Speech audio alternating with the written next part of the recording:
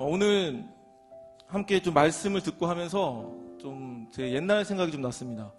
지금이야 이렇게 많은 분들 또는 뭐 처음 보는 분들이 있어도 편하게 말할 수 있는 사람이지만 저는 상당히 내성적인 사람이었고 이렇게 원고를 들고서도 읽을 수 없는 사람이었고 참 나에 대한 자존감이 낮았고 난 참 왜 이것밖에 안 되는 사람일까? 왜 이렇게 평범할까? 나는 이렇게 뭐 잘난 게 없을까? 나는 이렇게 뭔가 말할 수 있는 게 없을까라는 수많은 마음으로 상당히 좀 자책하거나 또는 수많은 책들이나 영상이나 보면은 너무 믿음이 뛰어나신 분들 막 어떤 엄청난 응답을 받는다든지 음성을 듣는다든지 놀라운 기도의 역사를 보시면서 그런 것들 책이 쓰여진 분들 보면은 와 저들은 너무 멋있는데 나는 그런 사람이 아니니까 참 나는 뭔가 이륜가 삼륜가 영적으로 그런 안타까운 마음을 가지고 살던 사람이었습니다.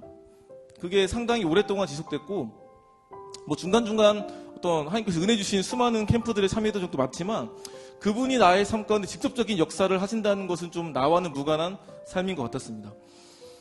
그런데 그 시간이 흘러서 군대를 가게 됐고 항상 남자라는 사람은 남자라는 존재는 군대를 가야지 정신을 좀 차려요. 어떤 개념이면은 군대를 가기 전까지는 그냥 열심히 살긴 살지만 그렇게 뭐 생각이 별로 없어요. 예, 저도 생각 별로 없었고 근데 이제 군대를 제대할 얼마 안 남았다든지 군대를 제대하게 되면은 어떤 고민하게 되면은 이제 내 나이가 적지 않다. 근데 해놓은 건 없다. 어떻게 살지? 이런 고민 가운데 잠이 안 오는 겁니다. 어떤 잠? 미래에 대한 고민 때문에. 그래서 고민만 하다 보니까 3주 이상을 지났어요.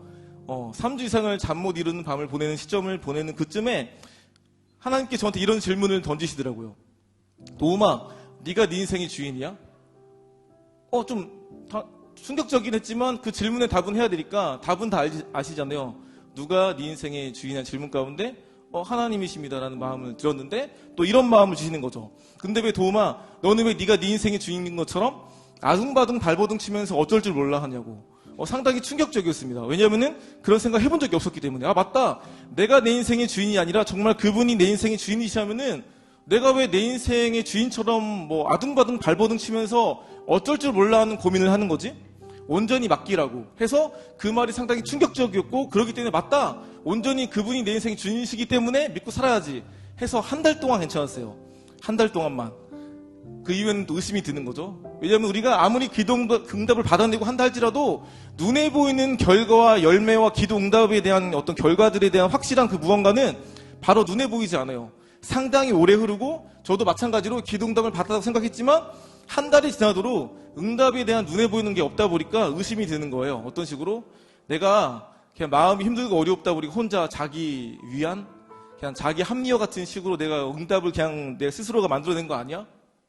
또 의심이 드는 과정 가운데 저에게 이제 위로가 됐던 성경 말씀을 보게 하셨던 말씀이 아까 좀 전에 이제 김윤기 목사님 말씀하셨던 그 말씀이었어요. 너희는 이전 일을 기억하지 말며 옛적 일을 생각하지 말라. 보라, 내가 새 일을 행하리니 이제 나타날 것이다. 너희가 그것을 알지 못하느냐? 반드시 내가 광야의 길을 사막의 칼을 내겠다는 이 말씀이 제가 그 힘들고 어려울 때 의심할 때 다시 한번 주신 확신해주는 말씀이었어요. 또 괜찮았어요. 한 달 동안만. 항상 한 달, 두 달밖에 안 가요, 약발은. 그래서 또 의심이 드는 거예요. 내가 또 힘들고 어려우니까 혼자 또 그런 말씀이 와닿는 거 아니야? 근데 주님 주신 마음 이거였어요. 도움아, 좀 가만히 좀 있어라. 내가 어련히 인도하지 않겠니? 생각지 않게 뭐 뉴질랜드에 가는 길도 열어주셨고 그 다음 태국에 가서 훈련받는 기간을 열어주시고 통해서 살다 보니까 내가 분명 20대 초반이나 중반까지는 그분이 내 삶 가운데 역사하심이 보이지 않았는데 그런 질문들과 반응들 속 가운데 저한테 주시는 그분의 메시지가 네가 네 인생의 주인이 아니야? 바로 하나님이 바로 그분께서 주인의 고백을 통해서 그분을 믿는 어떤 훈련의 시간을 보내 하셨던 것 같아요. 근데 우리는 항상 오늘 읽었던 말씀처럼 이런 고백을 하는 거죠. 오직 시온이 이르기를 여호와께서 나를 버리시며 주께서 나를 잊으셨다 하셨다. 이렇게 생각하면서 우리는 항상 그분은 내 기도를 씹는 분, 내 기도를 듣지 않는 분이야 수많은 마음을 가지고 살아가는 것 같아요. 저도 가장 절박할 때 나에 대한 내가 너무 싫어서 내가 너무 이런 나의 모습이 싫어서 고3 때 기도 제목이 대학 수능과 대학을 잘 가고 또 내가 원하는 과가 기도 제목이 아니라 하나님 나 좀 바꿔달라 기도했던 그 걸음 가운데 내가 빡세게 눈물 흘리고 기도했지만 지금 이 순간 눈에 보이는 응답은 보이지 않았어요. 그러니까 항상 우리가 어떤 마음이 들겠습니까? 기도해도 안 되네. 안 되는구나. 까먹었어요. 난 까먹고 잊었지만 하나님께서는 그때 그 순간 응답하지 않았지만 시간이 흘러서 좋은 공동체, 좋은 사람들, 생각지 않은 그분의 인도하심 가운데 그때 깨닫게 하시더라고요. 항상 뒤늦게 1년 후가 지나고 뭐 2년 후가 지나고 몇 년 후가 지나서 정말 하나님께서는 나는 까먹어도, 난 잊어버려도 그분께서 잊지 않으시고 반드시 기억하시면서 응답하신다는 사실을 인생의 여정을 통해서 보게 하셨던 것 같아요. 그래서 항상 그분의 부르심이라는 것은 내가 원하는, 내가 좋아하는 방식으로만 말씀하지 않는 것 같아요. 제가 하는 수많은 사역들, 활동들이 다 제가 원해서 했던 적이 거의 없어요. 다들 이걸 해야 돼? 안 하면 안 돼? 이런 마음 가운데 하다 보니까 하게 된 것들이 많거든요. 근데 최근에는 뭐가 있었으면은, 이제 이번 2022년 1월 1일 날에 여기 아까 MC 친구들 알죠? 시온이 예람이랑 같이 어디 갔다 왔어요. 새해 어디 갔다 왔냐? 서울역 이제 어르신들을 만나러 갔다 왔어요. 이 얘기를 처음에 시온이가 먼저 했어요. 그 미친 텐션의 두 분 중에 한 분이. 근데 그때는 별로 안 가고 싶었어요. 이걸 또 가야 돼? 왜냐면은 갈 수는 있죠. 하지만 지속적으로 갈 거 아니면 안 가야 될 것 같은 마음. 우선 이거를 하게 된 동기는 이 시온이의 동생이 있어요. 이 동생이 너무 귀한 동생이긴 하지만 이제 별로 학교를 안 좋아하고 뭐 게임만 좋아하고 하는 남동생이 있대요. 그래서 상당히 마음고생이 많은데, 다들 알다시피 집에 있는 형제, 자매, 남매, 동생이 있잖아요. 다들 알다시피 관계가 별로 안 좋아요. 별로 안 친하고 별로 필요이상의 대화가 안 되는 관계들이 많은데, 뭘 하자고 말해도 싫어, 너나 해, 난 안 가, 별로 됐어, 이런 말만 하는 관계가 일반적인 형제 관계이고, 저도 동생과 그런 관계일 때가 많았는데, 근데 이 작년 말에 시온이가 이제 동생한테 말을 건 거죠. 저번에 서울역을 지나가다가 노숙하시는 어르신들을 보게 됐는데 좀 마음이 좀 뭔가 좀 찡함이 있어가지고 2022년 1월 1일 새해 첫날에 그분들 만나고 그분들에게 어떤 먹을 거나 따뜻한 옷이나 핫팩 같은 걸 전하고 오려고 하는데 같이 갈래?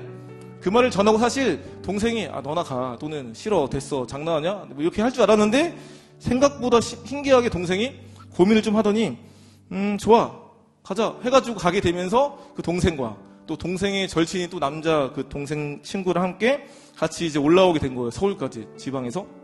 그래서 그 서울역에 있는 광장에 있는 어르신들도 만나고, 또 지하보도에 있는 수많은 어르신들도 만나고, 또 그분들에게 뭐 옷도 전해드리고 인사도 드리고 이야기도 듣고 하는 시간을 보내면서 3시간 이상 동안 50명이 넘는 어르신들을 만났는데, 단순히 뵌 것을 끝이 아니라 그때 한 친구가 몇몇 어르신들께 이런 질문을 한 거죠. 어르신, 뭐 어떤 게 필요하세요? 라고 질문을 했더니, 일반적으로 이런 분들은 뭐 술, 담배, 뭐 돈, 이런 것들을 원하실 때가 많거든요.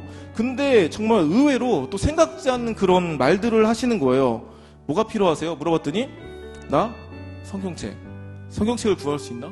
아니, 노숙자 할아버지 또 노숙자 어르신들이 성경책을 달라는 거예요. 그런 분들을 만나기 쉽지 않거든요. 작년에 제가 알던 한 청년이 1년 동안 거의 용산역에서 만났지만 그런 일은 없었어요. 근데 신기하게 이 친구들의 어떤 만남 가운데 너무 감사하게도 그런 귀한 일이 있었던 거죠.